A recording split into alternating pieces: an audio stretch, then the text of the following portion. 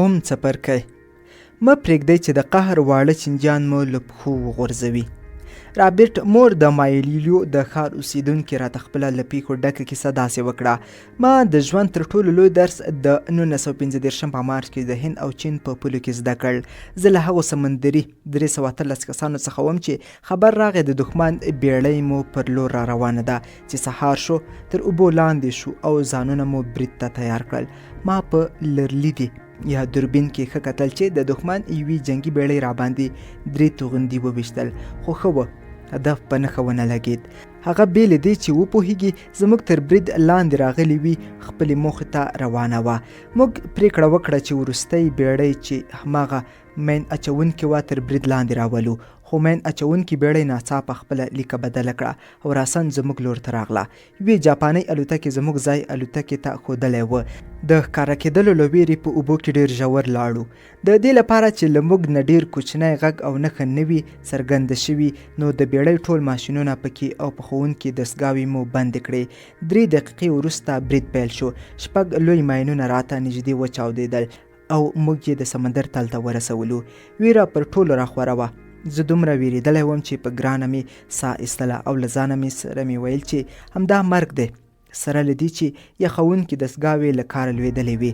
د تودوخې درجه تر 100 لوړه وه، خو بیا هم له ویرې لړزېدم او له بدن نه مې مړې خولې روانې وې. برید 15 ساعته روان و او ناڅاپه ډزې غلې شوې. داسې ښکارېده چې ماین اچونکي بیړۍ ټوله بمونه ویشتلې وه. دا 15 ساعته راباندې د میلیونونو کلونو په شان واوښتل او ټول تیر کارونه او بدیګانې مې راباندې رایادې کړې. مخکې له دې چې پوځ ته راشم په یو بانک کې مې کار کاوه چې د کار ساعتونه یې ډېر وه، حقوق یې کم او پراختیایي محدوده وه او له دې امله په تشویش کې وم. دا چې نه مې شول کولی د خپلې خوښې ژوند وکړم، موټر واخلم او څه چې مې د ښځې په کار دي ورته یې تیار کړم.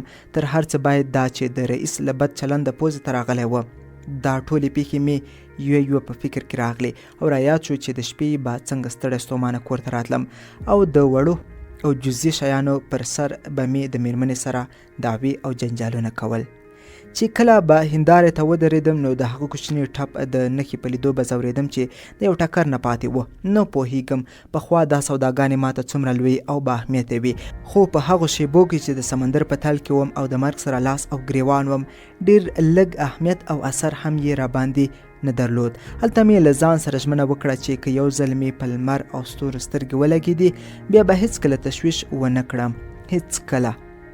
له خطر نه په ډکو دغو 15 ساعتو کې د پوهنځي تر 4 کالو ډېر د ژوند په لارو پوه شوم.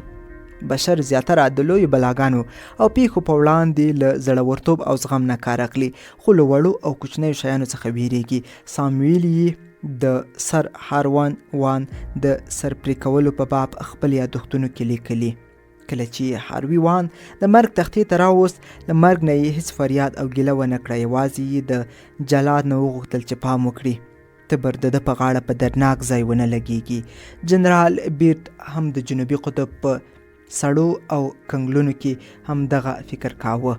دا وړې خبرې تر لوی زیاتې اوازې او ډنډورې رامنځته کوي. د تر صفر لاندې 80 درجو کې په حوصله او زغم کار کاوه، هیڅ شکایت یې نه کاوه. خو کله چې په یوه 2 نفري ځای کې ویده کېدل ویرېده به چې دا بل کس 1 ذره له خپل ځای تیر ونه کړي. بل دا عادت یې درلود چې لومړی به یې ډوډۍ په خوله کې 28 ځله ژوله، بیا به یې معدې ته لیږله. د بیډ ځینو ملګرو به له دغه سړي سره یو ځای ډوډۍ نه شوه خوړلی او یو کونج کې به کېناستل. په خپله بیډ وایي. په دې قطبي اردو ځای کې همدا واړه او بې اهمیته ټکي بس و چې تر ټولو بد یا با انضباط اشخاص مې د مرګ تر پولې ورسوي. تاسو کولی شئ د پر خبره دا هم ورزیاته کړئ.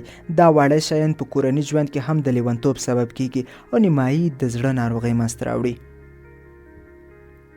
یو قاضي چې تر 40,000 زیاتې کورنۍ لانجې فیصله کړې دي وایي تل هغه اختلافونه چې په غم او خفګان پای ته رسیږي له ډېرو وړو او کوچنیو ټکو پیلېږي. زیاتره جنایتونه چې پیښیږي د وړو موضوعاتو پر سر وي. په می خانو کې د زړورتوب لاپې وهل، کورنۍ ناندرۍ، یو سپک خبره، یو کم کوونکې وینا او یوه بې ادبه ګستاخ عمل، دا ټول واړه شیان دي چې په وژنه او جنایت پای ته رسیږي. په هغو ورځو کې چې میرمن روزویلټ نوې واده شوې وه د اشپز له خرابو خوړو پخولو به ډېره ځورېده، خو په دې وروستیو کې یې ماته وویل که اوس هغه پیښې تکرار شي خپلې اوږې پورته اچوي او ژر یې هېروي. دا د احساساتو پر مهال د یو بالغ شخص کړنه ده. حتی لویي کاتریني د روسیې مطلقې واکمنې هم چې کله لیدل اشپز یې خراب خواړه پاخه کړل یوازې ورته خندل. یوه شپه د خپلې میرمنې سره په شیکاګو کې د یو دوست میلمانه شو. د غوښې پرې کولو په وخت کې مې دوست اشتباه وکړه چې زما ورته پام نه شو او که شوی هم وای اهمیت مې نه ورکاوه، خو د ده ښځې یې ډېره ځیر وه. په لوړ غږ یې د میړه اشتباه ور یاده کړه، ویې ویل اخر لږ پام کوه څه کوې، ته حتی د ډوډۍ په خوړلو هم نه پوهېږي. بیا یې مخ موږ ته راواړاو او ویې ویل د ده له لاسه څه وکړم، تل بې پامه دی، هڅه هم نه کوي چې خپلې غلطۍ سمې کړي. ښایي زما د دوست میرمنې رښتیا ویل، میړه به یې دا کار نه کاوه، خو دا چې له دغسې ښځې سره یې 29 کاله ژوند کړی دی د ستاینې وړ دی. زما ډېره خوښه ده چې ټول عمر یوازې یوې مړۍ ډوډۍ له لږ پنیر سره وخورم، خو نه چې یوه شېبه د دغسې بهانهګرې او جنجالي ښځې سره تېره کړم. څو ورځې وروسته مې دوستان زموږ میلمانه شول. د هغوی تر راننوتو څو دقیقې وړاندې زما د میرمن پام شو چې 3 دسمالونه د میز د دسمال سره جوړ نه دي. بیا یې راته داسې کیسه وکړه. اشپز مې راوغوښت او څرګنده شوه چې نور دسمالونه یې دوبي ته ورکړي دي، د بدلېدو امکان نه و. سترګو کې مې اوښکې رډنډ شوې او حیرانه وم څه وکړم. یوازې دا مې کولی شول چې ځان سره ووایم دې لعنتي اشتباه ولې زما زیار بې ځایه کړ. په ډېر علاقه مې د میلمنو هرکلی وکړ او کوښښ مې وکړ چې په هغوی وخت ښه تېر شي. د هغوی یو هم دسمالونو ته پام نه شو. یو متل دی قانون وړو او کوچنیو شیانو ته اهمیت نه ورکوي. تاسو هم که د فکر آرامي غواړئ سودا او تشویش واړه شیان وګڼئ. زیاتره باید د دې لپاره چې تشویش له مغزو لرې کړو خپلې ښې خاطرې رایادې کړو. د څو کتابونو مؤلف او زما دوست هومر کرای په یوه داسې پیښه اوښتی و. تاسو به له دې نه زده کړئ چې دا کار څنګه کولی شئ. کله چې دی د کتاب د لیکلو په حال کې و په ودانۍ کې د لګېدلي رادیاتور له اوازه دومره تنګ شو چې له ډېر غضب نه د میز شاته نشو کېناستی. په دې مهال د څو ملګرو سره یو ځای تر ښار بهر چکر ته ووت. یوه ورځ د کباب پخولو پر مهال دی ته ځیر شو چې په غوړو کې د کباب جز جز اواز هماغه رادیاتور ته ورته دی. له ځانه یې وپوښتل ولې مې یو خوښیږي او بل نه. کله چې کور ته راغی د هماغسې فکر وکړ چې د رادیاتور اواز پرې هم باید بد نه لګېده. کولی شو دا طریقه د وړو سوداګانو په اړه هم عملي کړو. د دې سبب چې وړې مسئلې مو دومره ډېر ځوروي دا دی چې موږ ورته له حده ډېر اهمیت ورکوو. د اسرائیلي به ویل ژوند تر دې ډېر لنډ دی چې کوچنی او بې اهمیته وګڼل شي. اندرامورا هم په خپله یوه لیکنه کې دا خبره کوي. د کلمو ما سره د ژوند په ډېرو ګرانو شیبو کې مرسته کړې ده. ما زیاتره د هغو وړو کارونو په کولو چې باید کرکه مو ترې کړې او هیر کړې وای ژوند ځان ته تریخ او ګران کړی دی. موږ په دې نړۍ کې له څو ورځو زیات ژوندي نه یو، خو د دې سره سره د دې ګران او بیا نه راتلونکي ژوند ارزښتمن ساعتونه په داسې بې ځایه خبرو تریخوو چې بیا ټول هیریږي. نو راځئ ژوند ګټور کړو او با ارزښته فکرونو، لوړ اندېښنو، مینې، رښتینې محبت او تلپاتې کارونو ته یې وبخو، ځکه ژوند تر هغې وړوکی دی چې وړوکی وګڼل شي. کلیپینګ یو وتلی شخصیت وړاندې تر دې چې په دې موضوع پوه شي چې ژوند تر دې کوچنی دی چې کوچنی وګڼل شي. له خپل اوښکې سره یې په یوه وړه موضوع اختلاف پیدا کړ او کار یې محکمې ته ورسید. ډېرې ډنډورې راوچتې شوې او وروسته پرې یو پنډ کتاب ولیکل شو. خبره دا وه چې کلیپینګ د یوې ښکلې نجلۍ سره واده وکړ چې کارولینګ نومېده. دوی په براټل برو نومي ځای کې یوه ښکلې ودانۍ جوړه کړه او غوښتل یې د ژوند تر پایه پکې واوسیږي. د ښځې ورور یې بیمټي بالسټر چې د ده صمیمي دوست شو، شپه او ورځ به سره یو ځای ګرځېدل او کار به یې کاوه. کلیپینګ له ده څخه ځمکه واخیستله، خو یو شرط یې پرې کېښود چې بالسټر به کولی شي دغه ځمکه وکري. یوه ورځ یې پام شو چې کلیپینګ د ده په کرونده کې یو د ګلونو باغچه جوړه کړې ده. وینه یې وخوټېده. هر څه یې چې په خوله راتلل شاعر کلیپینګ ته یې وویل. احساساتي شاعر هم ځواب ورکړ او په سیمه کې لوی جنجال جوړ شو. څو ورځې وروسته چې کلیپینګ په بایسیکل سپور و او ښې سهون ګاډۍ د ده په لار کې ودروله او دی یې وغورځاوه. شاعر چې وړاندې په خپلو شعرونو او لیکنو کې نورو ته پند ورکاوه چې د قهر او غوسې پر مهال باید خپل ځان او فکر په واک کې وساتي او په سړه سینه برخورد وکړئ. په خپله یې دا پند عملي نه کړی شو او په خپل او کې عریضه وکړه.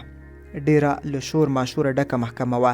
له هر لوی واړه ښاره د ورځپاڼو او مجلو خبریالان راغلل او د دې محکمې خبرې یې په نړۍ کې خپور کړل. محکمې څه پایله ورنه کړه. کلیپینګ اړ شو له خپلې ښځې سره یو ځای هغه ښکلې او په زړه پورې ودانۍ پرېږدي او د تل لپاره له دغه ځایه ووځي. دا اختلاف له ډېر واړه او بې اهمیته شي پیدا شوی و. پرینکلیس 40 پیړۍ وړاندې ویلي و: راځه ملګریه، موږ وړو شیانو ته ډېر اهمیت ورکوو. ډاکټر هاري ایمرسن د یوې غټې ونې د بري او ماتې په زړه پورې کیسه راته کوي.